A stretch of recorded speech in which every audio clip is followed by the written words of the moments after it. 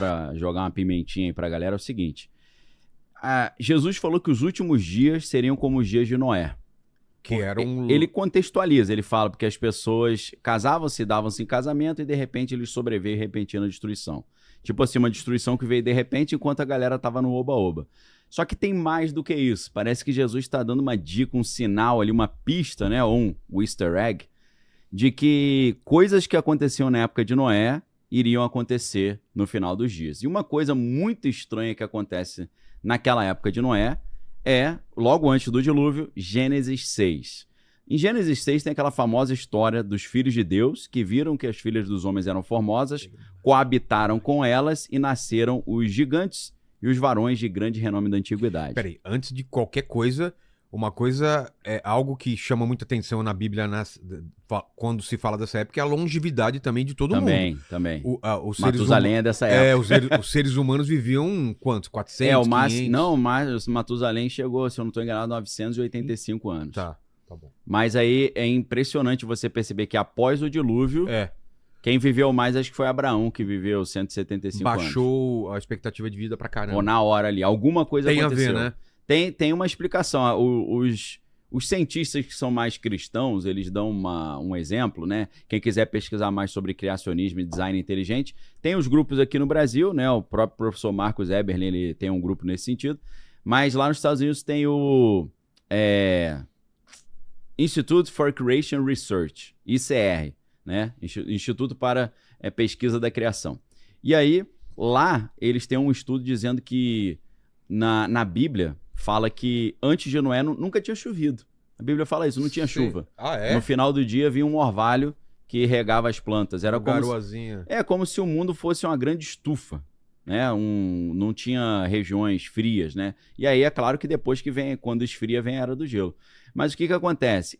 A tese é que como a Terra era como se fosse uma estufa cheia de vapor, a radiação solar não penetrava tanto e não degradava tanto o DNA dos seres humanos e dos animais. Inclusive, tem outra curiosidade aí que eu cheguei a conversar com um dos meus professores, Cídio Machado, professor da Universidade Federal Fluminense, na área de pediatria, se eu não estou enganado, ou bioquímica, acho que ele era professor de bioquímica, médico, né? E deve ter uns 30 anos que eu não sei do professor Cídio Machado. Eu queria fazer medicina, então fazia um cursinho especial com ele, né? Que era professor da Federal Fluminense. E eu falei, professor, o lagarto, ele não para de crescer até o fim da sua vida. O lagarto e boa parte dos animais. Esse negócio da gente crescer e parar é uma particularidade, principalmente dos mamíferos. E aí eu falei pra ele, poxa, imagina se o dragão de Komodo, aquele lagartão gigante, ele vivesse 1000 anos, ele ia crescer eternamente? Ele falou sim. Eu falei, ia ficar do tamanho de um dinossauro, né? Ele falou, com certeza. Então, se ele tivesse alimento suficiente, né, e condições ali. Então é uma curiosidade também pra gente perceber que essa história de dinossauro também vem tudo antes do dilúvio. Talvez essa redução da longevidade tenha uma relação também da gente não ter animais tão grandes quanto havia, né, nos tempos antigos, né? A gente vê aquele tigre dente de sabre, né? Aquelas preguiças gigantescas, capivara monstruosa. Talvez era porque os bichos viviam mais também, né? Então, isso é muito interessante que essa teoria diz o seguinte, quando houve o dilúvio, esse vapor de água desceu na forma de uma grande inundação no planeta Terra e fez com que, a partir de então, a radiação solar começasse a degradar mais o DNA ou interferir talvez no telômero, né, que é uma parte do DNA que está diretamente relacionada ao envelhecimento. Então, esse termo é muito interessante. Voltando, nessa época lá, ao dragão de Komodo aí, o dragão de Komodo é um bicho terrível, porque a baba dele é tão cheia de bactérias que ele se ele arranhar a sua pele com o dente, você já pega uma infecção terrível, né? O problema é a baba, né? Ele é o quê? É grandão esse bicho aí? É gigantesco. Essa mesa aqui? É maior, eu acho. O que maior que essa mesa? Maior. Eu acho que é maior. Depois pesquisa, Homer, por gentileza, qual o maior tamanho que já chegou um dragão de Komodo, né? Eu acho que... aí tem que ver com a cauda, né? Pessoal que vai considerando a cauda ou não, né? Pessoal que vai aí pros bloquinhos de carnaval aí, deve ver uns dragão de comando aí, né, o Homer? Vê bastante, hein? Bem grande também, né? Pô, cara, a gente aqui, mais o Homer, eu não consigo esquecer daquela piadinha, né? Qual? E aí, broto? Aí o menino olhar, brotossauro. As três graças, já viu? Já viu isso? As, Aí as três graças. três graças, como é que é essa aí, não? Desgraça, sem graça, nem de graça. Nem de graça, exato. Exatamente. Acho que não existe mais esse tipo de brincadeira, Não, né? pararam. Mas voltando aqui, né, que a gente segura a quinta série aqui pra não irritar os caras que são mais sistemáticos, né? Que aí sai do tema e ele fica nervoso, né? Então, voltando, Gênesis vai mostrar que antes do dilúvio aconteceu essa coisa estranhíssima que a Bíblia fala no capítulo 6, dos filhos de Deus virem que as filhas dos homens eram formosas e coabitaram com elas e nasceram os gigantes. É claro que esses filhos de Deus não são os seres humanos, porque no Antigo Testamento nenhum ser humano é chamado de filho de Deus, a não ser Adão, que era chamado de filho de Deus. Os filhos de Adão são chamados de filhos do homem. Bnei Elohim, Bnei Adam em hebraico. Então, quando a Bíblia está falando os filhos de Deus, está falando de uma classe angelical, né? No livro de Jó a gente vê isso claramente, quando Jó fala que Deus criava o mundo enquanto as estrelas da alva alegremente cantavam e todos os filhos de Deus rejubilavam. É claro que não eram seres humanos, porque Deus não tinha nem criado a terra ainda. Então, o que a gente tem aqui é que uma classe angelical, ela decidiu abandonar a sua função original servindo a Deus e vieram aqui para a terra para fazer o quê? Para gerar filhos. É claro que algumas linhas do ocultismo vão dizer que os anjos foram tentados pelas mulheres, foram seduzidos, eles se sentiram atraídos por essas mulheres. Aí você que é cristão, às vezes, você fala assim, isso é viagem.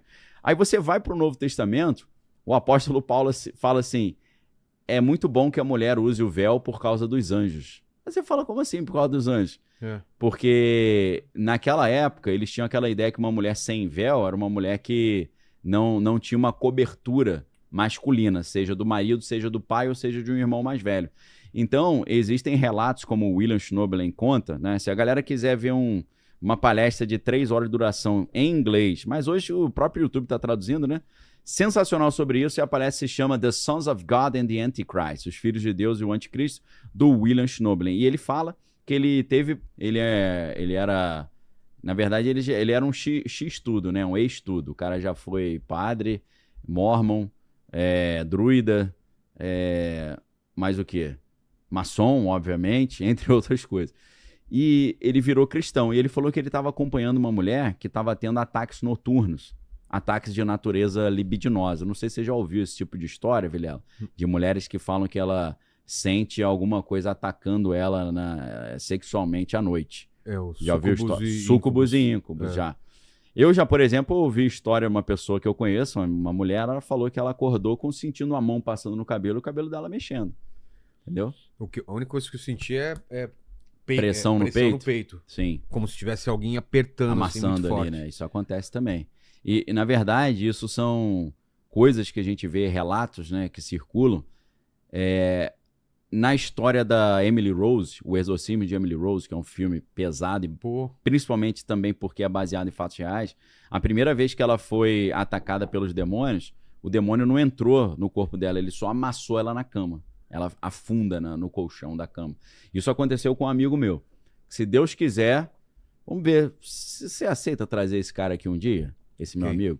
Sim. Esse amigo meu, eu vivenciei tantas experiências sobrenaturais com ele, que eu não vou falar o nome dele. Os relatos? Porque ele teve essa experiência. Vamos sim. Ele foi amassado na cama e ele ficou até machucado. O peso foi tão forte que o travesseiro arranhou o rosto dele. Foi um negócio louco. Ele é de Niterói, a gente tem que conversar com ele, né? Essa é isso daí? É a Emily Rose real. Caramba. Triste, né? Menina bonita, né? Jovem. Você vê que na imagem parece uma velha, né? Cada velha. Ela faleceu, né?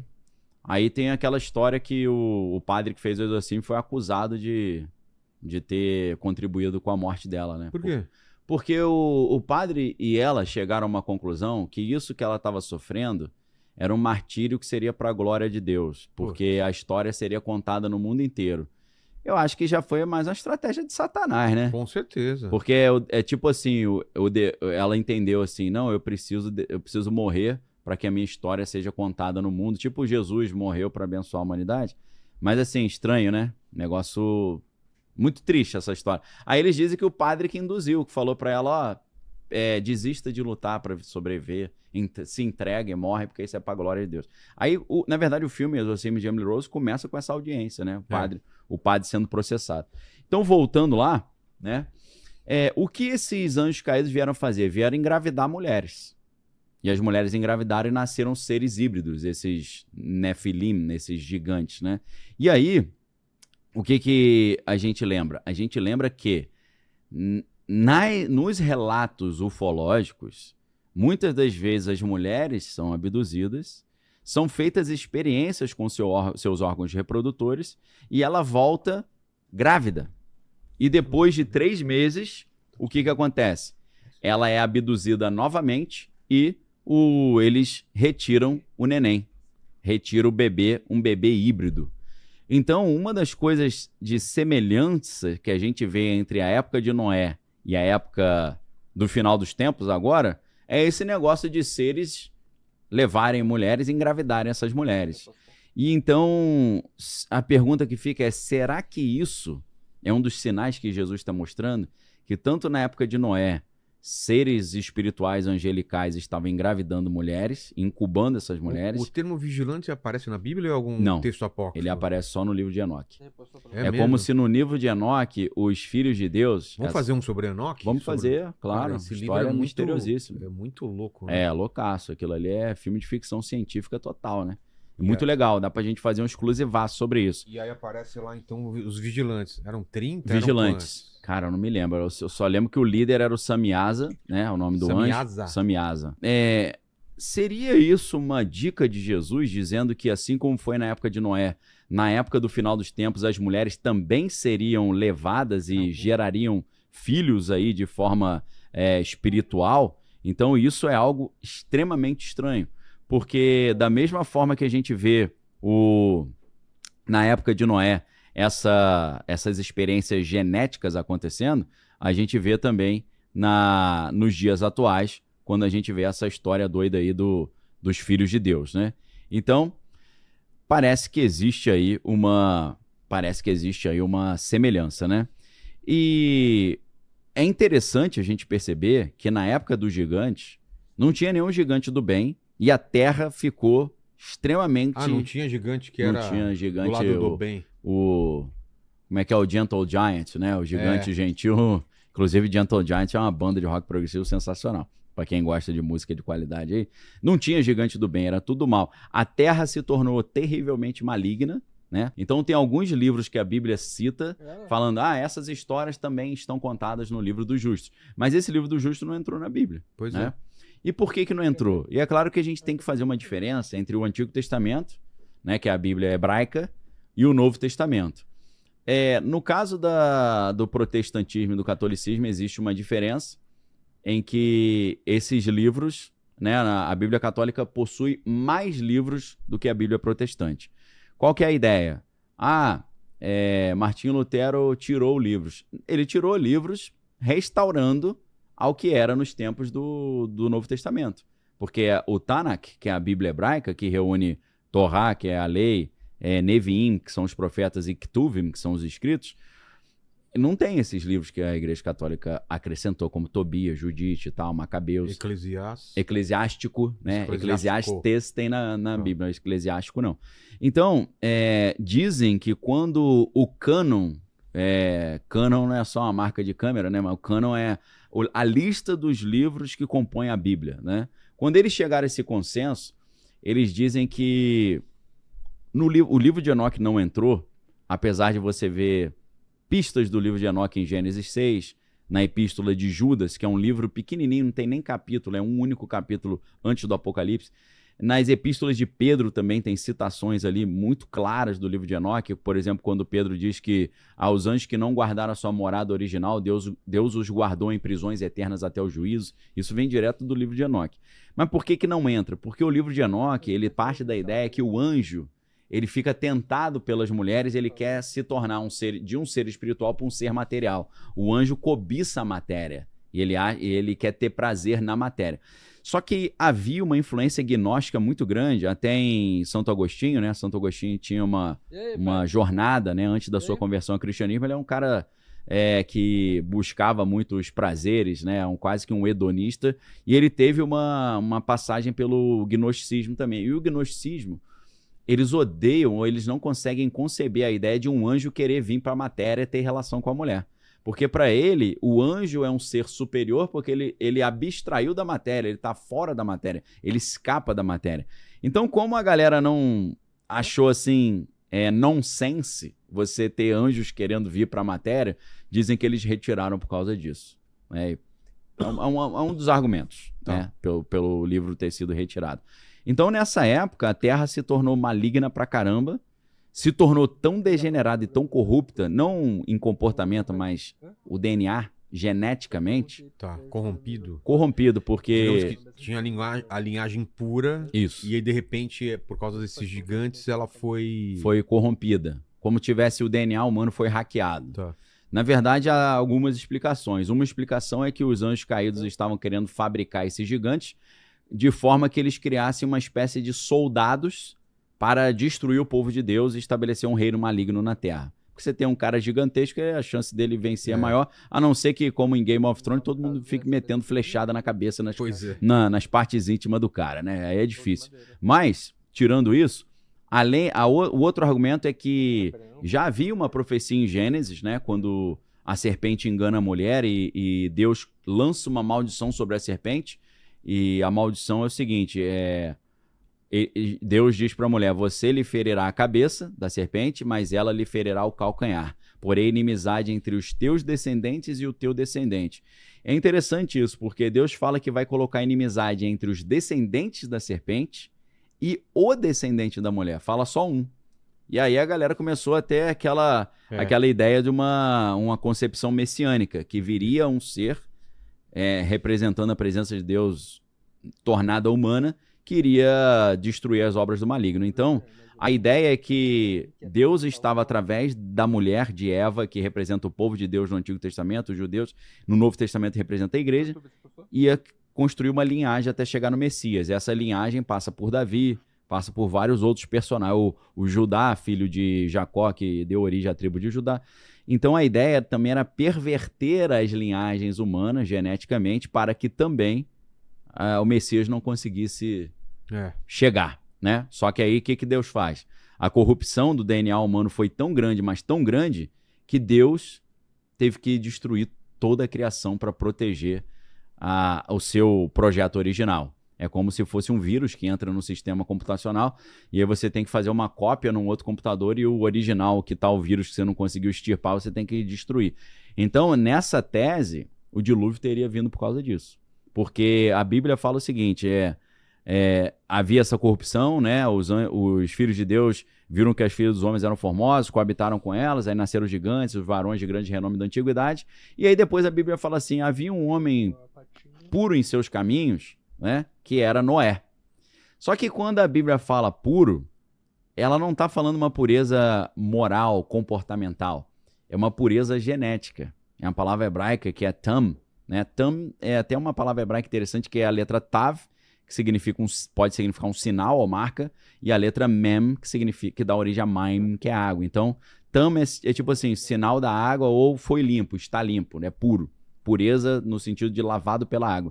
E aí, a Bíblia vai dizer, né, que Noé e seus filhos eram tamim, eles eram puros geneticamente. Tanto é isso que no livro de Levítico, quando Deus fala que os animais sacrificados a ele teriam que ser puros, ele obviamente não está falando da pureza comportamental, né? Não sacrifica para mim animais adúlteros, né? Animais que usam entorpecentes, né? Ou que falam mentira. É uma pureza genética. É um animal que não tem mancha, não tem mácula, não tem defeito, não tem nenhum tipo de deformidade. Então, o que era interessante é que nessa linha de raciocínio, a Bíblia está dizendo que Noé não teve o seu DNA corrompido e assim também os seus filhos. Então Deus separou Noé e seus 3 filhos, ou seja, 4 homens, e as 4 esposas, ou seja, 8 pessoas apenas, eles separaram ali, mais os animais, que é claro que eles devem... A galera fala, como é que eles botaram um elefante dentro da arca de Noé? E eu creio que Deus não é bobo, né? Não é tolo. Ele deve ter botado tudo neném, né? Deve botar um elefantinho neném, uma coisa que desse pra tu carregar no braço, né? Uma girafinha neném. Conforme a minha professora de português lá da escola, quando era criança, junto com a minha esposa Bárbara, um abraço aí pra minha esposa, um beijo. Eu não vou falar o nome da professora para não comprometer, mas a professora era bem ateia e ela falava, essa história da Bíblia é tudo mentira, né? Noé botou todos os animais na arca. E a baleia, como é que ele botou? Aí eu levantei meu dedinho e falei, ô tia, a baleia não precisava, que ela já tava nadando já, né? Era só os bichos que iam morrer com a água, né? Aquele que respira dentro d'água, aquele que tem, né, apesar de ser um mamífero, né, no caso da baleia, que é bem adaptado para água, não precisava. Então, a conclusão que a gente chega é que seres vindos do espaço se reproduziram junto com os seres humanos, adulterando o DNA humano, engravidando as mulheres, e isso foi uma coisa tão corrompida, tão destruidora, que Deus teve que destruir o mundo. E aí, o que acontece hoje? A gente está vendo esse negócio de experiências genéticas, né? A alteração do DNA humano, seja pelos cientistas ou seja por essas abduções malucas. E aí a pergunta que a gente chega a fazer é: será que isso está repetindo o que aconteceu na época de Noé? E será que por causa disso Deus vai ter que destruir o mundo de novo? Aí eu vou falar, parabéns, jovem, você descobriu a pólvora, porque é exatamente isso. O Apocalipse vem exatamente numa época que essas maluquices todas da época de Noé estão acontecendo novamente, da corrupção do DNA.